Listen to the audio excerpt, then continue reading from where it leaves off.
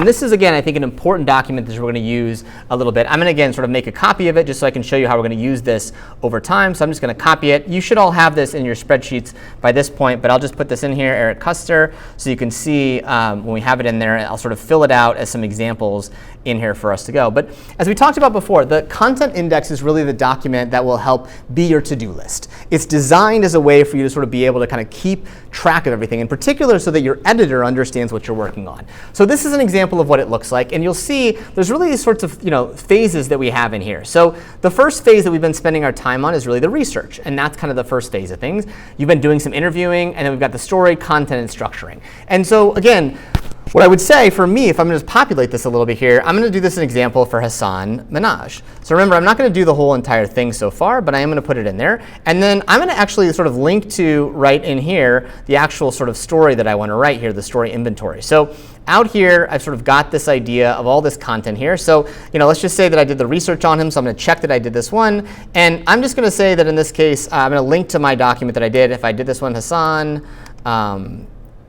Eric. Let's see, this one, OK. So I'm just going to link to it, right, like that. So if you saw that, all I did is put the @ sign and found my thing, and now I linked to it. Now I can see it. Let's just say that I did reach out to him. I reached out to him, but he hasn't gotten back to me. So we'll just say N/A. And then I'm going to put these details in here, a little bit of light stuff. So the key lesson that I would have there is you can create your own grad school in this way. And I could put some quotes in here. Like I could also just not fill it out in this way. Other things I could have. Again, it's up to you as a tool to use this one, but maybe I want to put like, we hired Hassan because of his YouTube channel, right? Like I just can put these things in here. Again, it can be notes, but remember, just light things in here. Any research elements that you have, I put in here the 72,000 sort of grad degrees per year. And then what starts to happen here is I can populate this one, right? So now what I've got is I've got my story inventory. And as I start to write here, I can add the story in here, actually. Hassan, Eric Koester. So I can put this example that I've got right in here. And now, as I'm ready to go, once I start to go into it, I can change this from a story inventory. So let's just say when I'm ready to continue writing, I can go in and I turn this into, from a story inventory, maybe then I just put, I delete this part and I put story.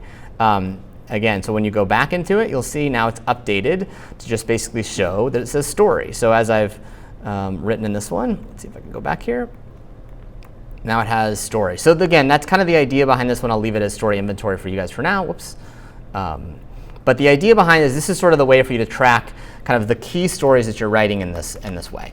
So that's the sort of goal of it.